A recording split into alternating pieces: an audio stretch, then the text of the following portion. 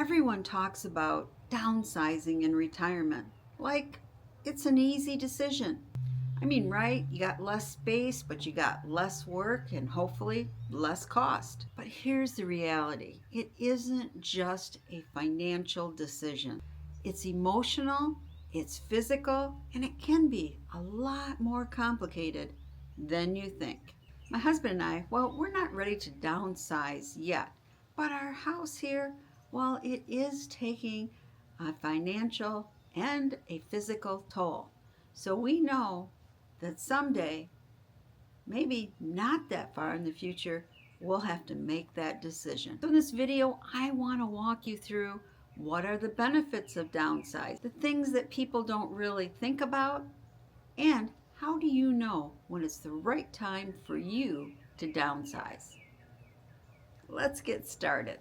You know, to me, on paper, it obviously makes sense to downsize. You got less space to take care of, less maintenance costs, and the thing I would like is less cleaning, and it might also free up some of your equity. So yes, it can create financial flexibility, but that's only part of the story. You know, our house, well, it's about 4,000 square feet.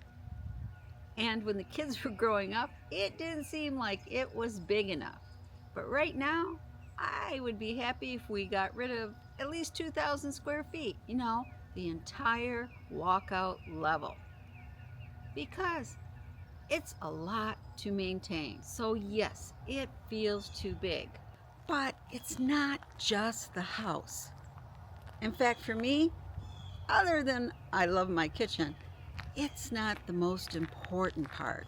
The most important part is, well, it's my land. We only have 5 acres, but it's here that we get to see the deer. I love seeing the little fawns, all the turkeys and the male turkey doing their little dance to impress the females, right? And the squirrels, just all the black squirrels. They're a lot of fun too. Of course, they do try to raid the bird feeder. But then we have this area. Here's the back of our house, but right out here is our lovely creek.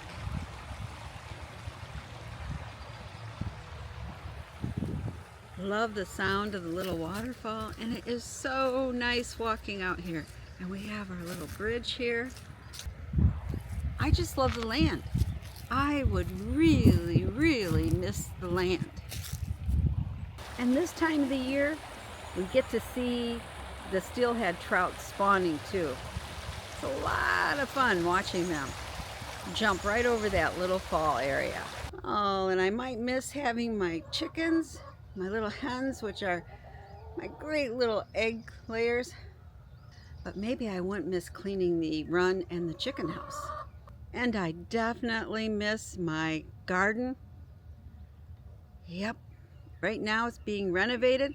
I'm gonna put some new raised beds and hopefully a new woodchuck-proof fence. But I love to garden and have my hands in the soil. I would really miss this if we downsized. Downsizing, well, it sounds simple, but it isn't necessarily. You have to think of what you are losing also.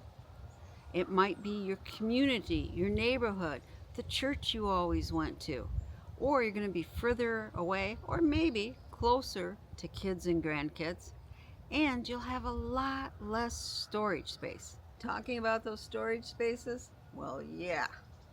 And moving, it means you have a lot of stuff, right, to go through, to minimize. We have this whole huge outbuilding, and yes, it holds a lot of stuff. Stuff we need to get rid of if we were downsizing. And we are gradually going through things, but it's a lot of memories and a lot of things to basically get rid of before we'd be able to downsize. But something I know I've experienced as a child is when your parents, in this case my mother who lived to be 100, downsized to an apartment, we lost our family home. It was where we had all of our holiday huge celebrations, our summer barbecues. All of that was gone. And you know what? That took some getting used to. I really grieved a little, but I understood my mom's decision. So, downsizing, it doesn't mean it's wrong, but it isn't just 100% financial decision. There are other things to consider. And then there's something that people don't talk about enough, but it is maintenance costs. You know, if you're retired, you're probably on a fixed income.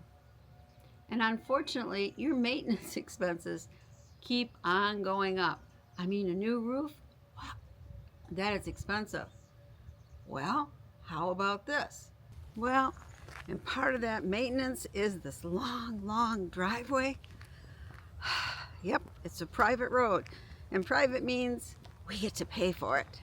So that is one of our concerns. Furnaces wear out. I mean, there's all kinds of maintenance issues that can cost big bucks that you have to deal with. I have to admit, it's not just the financial cost of maintaining a home, it's the physical cost too.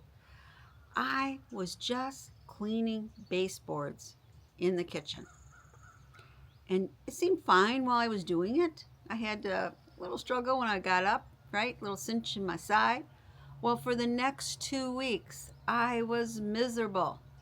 I had problems walking and sleeping just because I did an activity that, hey, even probably 10 years ago wouldn't have been a problem. And you know, as we age, sometimes we can't maintain the house the way we used to. I mean, in January, I was in the hospital for a period of time. Last year, my husband had his second hip replacement. Life happens. And so it becomes more difficult to maintain your home. So instead of just being, can we afford our home, it might translate into, can we physically keep our home? If you're finding this information valuable, well, I hope you click that like button, the thumbs up, and subscribe. And comment below. Let me know if you've been thinking about downsizing, or if you did downsize, and what was your regrets, and what do you love now? Now, there are alternatives to downsizing. You might just close off part of your house. You might actually be able to rent out a bedroom for your house, maybe to a college student. And you might be able to hire lawn help, house cleaning help, all those type of things that would make your life easier. So the goal isn't always smaller, it's to make it more manageable. So we're not ready to downsize. We love our land, our house too much. And we are still able to basically physically take care of it. And if not, we do have the finances that we could hire help. So this isn't something we'll be choosing soon. But we do know it may be in our future. Because the goal isn't really just a smaller home. It's a home that fits your lifestyle. As always, thank you so much for listening, and I hope you subscribe. And remember, always, always share the knowledge. Thank you.